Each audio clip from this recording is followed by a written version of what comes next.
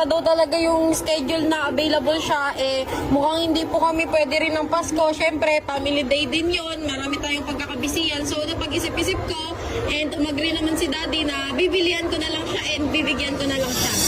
So, ayun na po guys. Ito na, nabili ko na. Nabili na namin. Thank you kay daddy, sinamahan ako dito.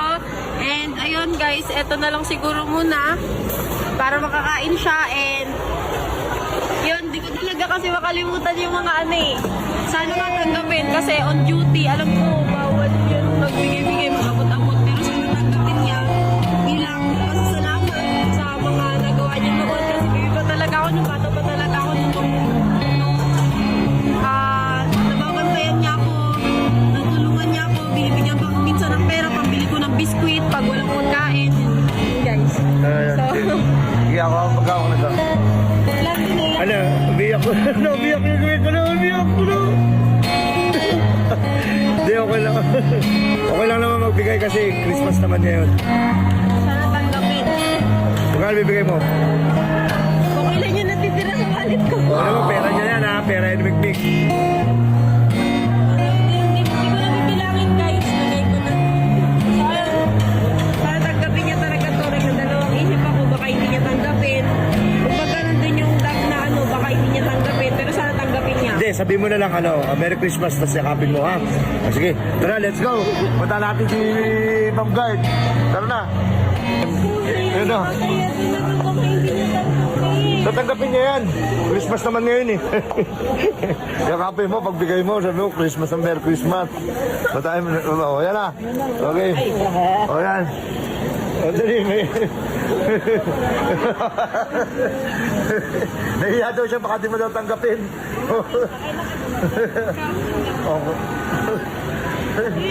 Sige na. Sana tanggapin.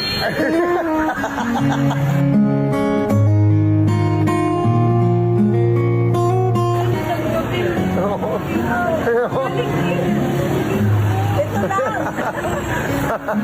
Naiyak ako. Naiyak ako. Sabi ni Mikmik, konting alaga lang to pero galing ko sa puso ko, sabi niya. Thank you po. Thank you na lang. Oh, meron din siya. Naiyak ako. Nakakaiyak. Kamusta ka na po? Pero kung may buti sa awan ng Diyos, okay na. O ano, tara na. Let's go na, okay ka na. Ha? maraming pansihan eh.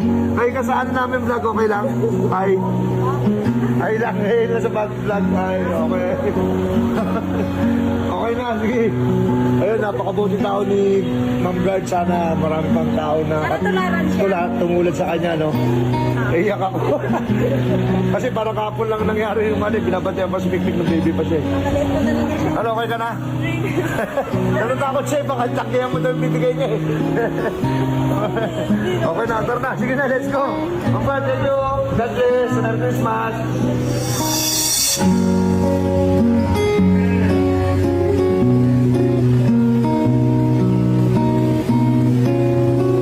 Gusto mo ba ng kwarta?